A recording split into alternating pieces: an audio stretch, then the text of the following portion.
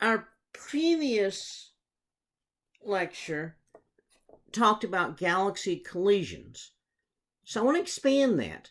I ended with the idea that when galaxies collide, that the collision could actually strip a lot of interstellar medium from the galaxy. The remaining galaxy has very little interstellar medium. Now, if that's the case, then what can possibly happen is without interstellar medium, you don't make new stars. So you can take a galaxy, it used to be an SB or an SC, you have very little interstellar medium left. You don't make as many stars, so the core dominates way more than the spiral arms, and that becomes an SA or even an S0. If you strip too much of the interstellar medium, for example, if galaxies actually pass through each other, they keep going, but the interstellar medium gets ripped behind, then you have two clumps of things here, stars primarily, that have almost no dust and gas. So they quit making stars. So that means that that's going to be basically what an elliptical galaxy looks like. And so elliptical galaxies could potentially be formed from these galaxy collisions. And so this is something that's really interesting that computer simulations show what can sometimes happen is that when these galaxies collide, you strip all this interstellar medium away, and then all you have are stars, and so you end up with an elliptical galaxy. So your book actually indicates something slightly differently than this. Your book says that when galaxies form, you have all this dust and gas, all this gas, and either it swirls together and makes a whole bunch of stars and makes some stars, and all the dust stays there. And what happens is you make a few stars, you have kind of a burst of star formation, and you just keep all the gas and keep making stars for a long time. And in that case, you have a spiral galaxy, or some mysterious thing happens causing all the stars to all the gas to suddenly make stars all at once, and then you don't have any more gas to make stars, and now you have an elliptical galaxy. The question that's always been there is, what mysterious thing would happen that would make a galaxy do one versus the other? And so in science, that's always a problematic thing if you do that. And so what we're going to do is we're going to say, well, wait a minute, maybe that's not what happened. A couple of friends of mine, Pam Markham and Mike Finelli, they used to be at TCU, they now both work for NASA, were studying a large number of elliptical galaxies, and they found that almost none of these galaxies showed no evidence of a collision in the past. They all showed evidence of collisions. They were all part of systems that had had collisions. There were only a few of them that weren't. And so that suggests that most galaxies actually probably form as spirals, have collisions, and then they get ellipticals. Now, there were a few that actually acted like they might have directly formed into ellipticals, so that does probably still happen. But the other thing that we do when we look farther and farther back in galaxies in time, farther away is backwards in time. So farther and farther away when we look at galaxy clusters, we notice something different. Nearby, about 5% of the galaxies that are in rich clusters are spirals. Now, rich clusters are the ones that have a whole bunch of galaxies all close together. Far away, about 30% of the galaxies are spiral. Now, what does that mean? The farther away you look, the farther back in time you're looking.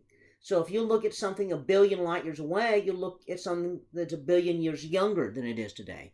If you look at something 5 billion light years away, you're looking at something 5 billion years younger. If you look at something 10 billion light years away, you're looking at something 10 billion years younger. And so the farther away we look, the more spirals are in galaxies. Rich galaxy clusters, that is. And so that means that as time passes, there's fewer spirals. Why are there fewer spirals? Well, one possibility is collisions. In fact, one thing we notice is that big, rich clusters almost all have one or two giant spiral, or rather giant elliptical galaxies rather in the center of them. These are these giant CD galaxies, that are here. And so these giant elliptical galaxies in the center of a lot of star clusters tend to suggest that, in fact, we had a lot of collisions that created them. In fact, some of these galaxies can be enormous, that would result from a whole bunch of spiral galaxies running into each other and kicking all the interstellar medium out. So what happens to all the interstellar medium? Got to go out into space between the galaxy clusters. Again, the Hercules cluster has, on the outside of it, there's spiral galaxies, but in the middle of it, there's a whole bunch of elliptical galaxies. Again, the middle is where you get most of the collisions. And so, again, this is the sort of thing that really happens. A coma cluster, you have a whole bunch of spiral galaxies on the outside. In the middle, you have some really giant elliptical galaxies from collisions and Abel 22818, giant elliptical and then spiral galaxies around the outside. Sometimes something like the local group, all the galaxies will probably merge together eventually and make an elliptical galaxy. And they found several of these, and they call them fossil groups. So NGC 6482 looks like just an elliptical galaxy. It's almost certainly what's left over from a group of galaxies all merging. So what happens to all the interstellar medium? It gets kicked out. So if you look at Abel 2029, you notice this is an elliptical galaxy that's in the middle of a group of galaxies, but surrounding it is a whole bunch of really hot gas that got spewed out with a lot of energy. And so that's glowing in X-rays. We look at other galaxy clusters, and so this is a combination image here. X-ray group, X-ray are the colored stuff, and all the little yellow things are galaxies. And we notice that in these galaxy clusters, right near the center of the galaxy clusters are a bunch of elliptical galaxies, but there's all this gas spewed out all over the place into the galaxy. So this intergalactic gas or intracluster gas, which is out there. It's hot, it's energetic because it's been ripped away from galaxies, and so it's glowing in X. We also can see places where we can measure the Doppler shift of these things and realize it's not just gas, but stuff's moving too fast, indicating there's a lot of dark matter that's also been pulled out of the galaxies. So again, your book has kind of a graphic here where two galaxies run into each other, or two clusters run into each other, and they leave behind dark matter. Okay.